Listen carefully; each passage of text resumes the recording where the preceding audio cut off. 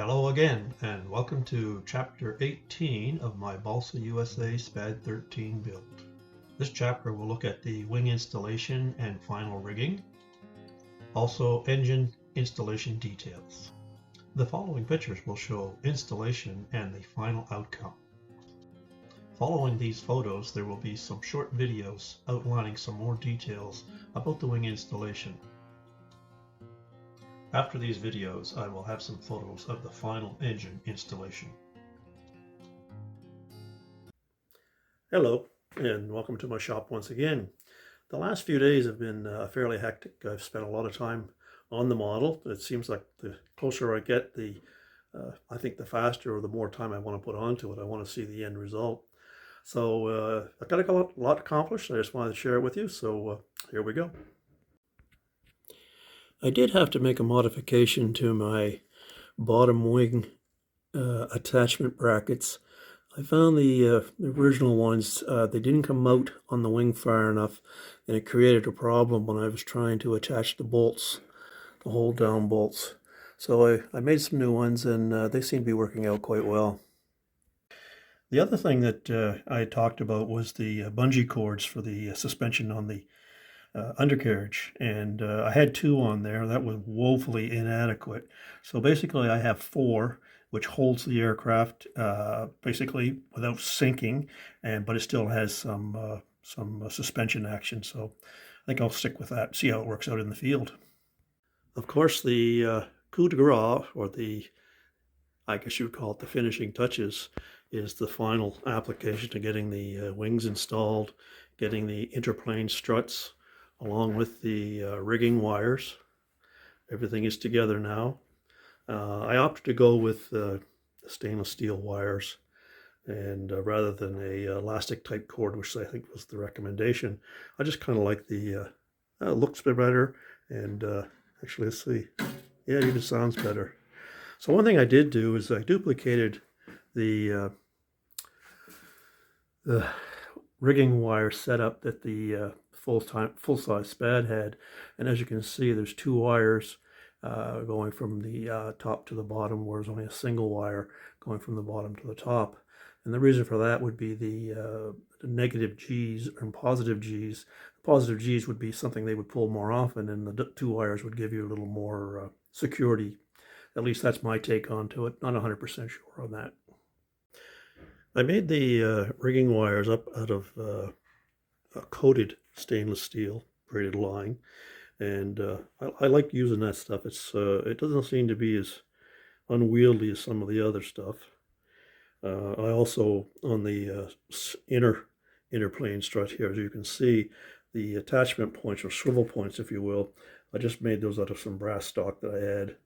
They're not super fancy, but at least they'll do the job.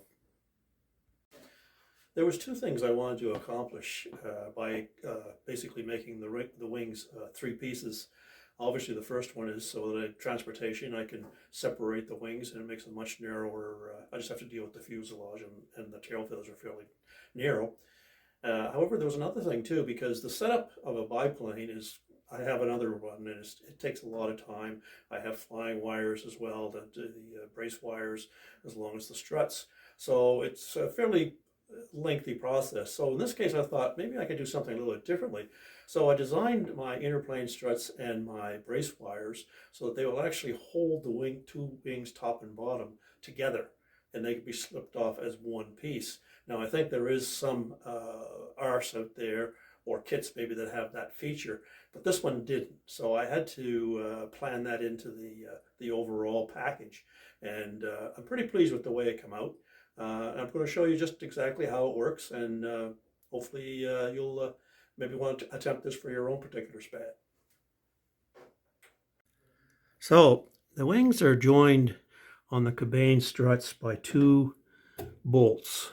One here, as you can see, and one back here, which is not in at the moment. These are the top wing, and then on the bottom wing, I've already shown you the brackets that I had changed, and as you can see, there's a front bracket right here, right there, and then there's the rear bracket which also has a socket head bolt into it, a little bit smaller. So basically, those 4 bolts, 2 on the bottom, 2 on the top, I take those out, and then the wing will slide right off. At least we certainly hope that's what's going to happen. So let me take those out, and we'll see how that works. So all 4 bolts have been removed, two on the bottom wing, 2 on the top wing. It's also too important not to forget the aileron servo wire attachment up here as well. That has to be disconnected, otherwise you're going to break the wires. So everything should be ready to go. We'll see how it works.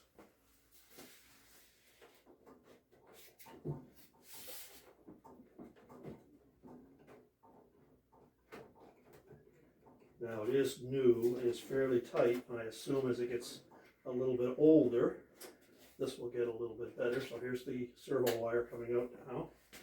And I just continue sliding this out. Sliding it some more.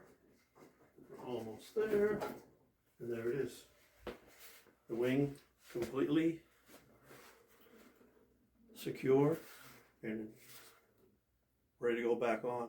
So I'm very pleased with this so far. This is the second time I've done it. I did try it first before I made the video, make sure it was going to work. So again, very, very pleased with this.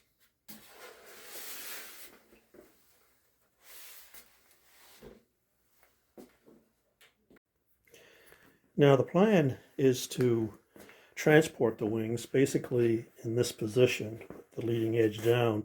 So I'm going to make up brackets shaping through the airfoil that these will sit in, and that'll help secure them, probably on a sheet of plywood. And I'll probably put the 2 of them side by side or beside the airplane, depending on what the storage space that I have for them. But I think that'll secure them adequately. And again, I'm very, very pleased with the way this came out. So that's the wings, and we've seen them come off. We've seen how I hope to store them. And I'd like to put it back on and see if they're going to work, and hopefully you will too.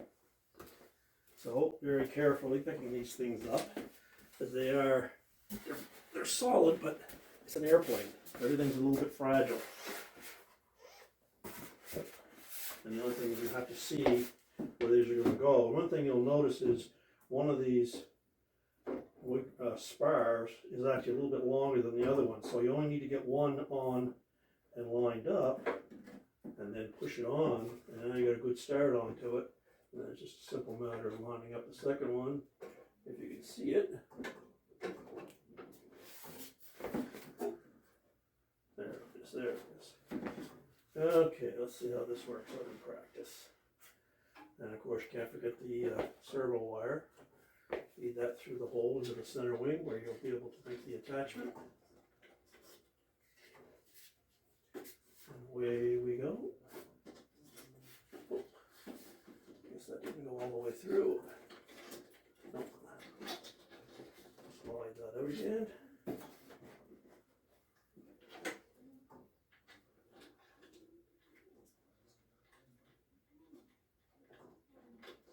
Where are you?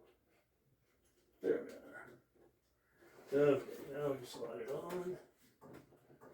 And everything being equal,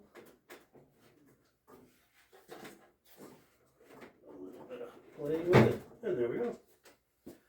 Voila, the wing is back on. That's simple. So when I get to the field, basically it's going to bring the fuselage, bring the wings, slide them on, 4 bolts on each side, make sure the servo wires are attached, put the hatch back on, fuel it up, and we're ready to fly.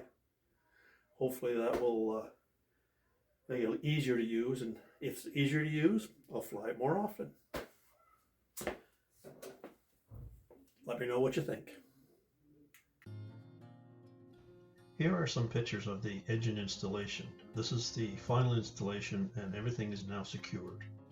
Here you can see the exhaust extensions and also the clips securing the high tension spark plug wires. The fuel lines have been secured, and the choke and throttle linkages are now secured as well. for Chapter 18. I hope you've enjoyed this one.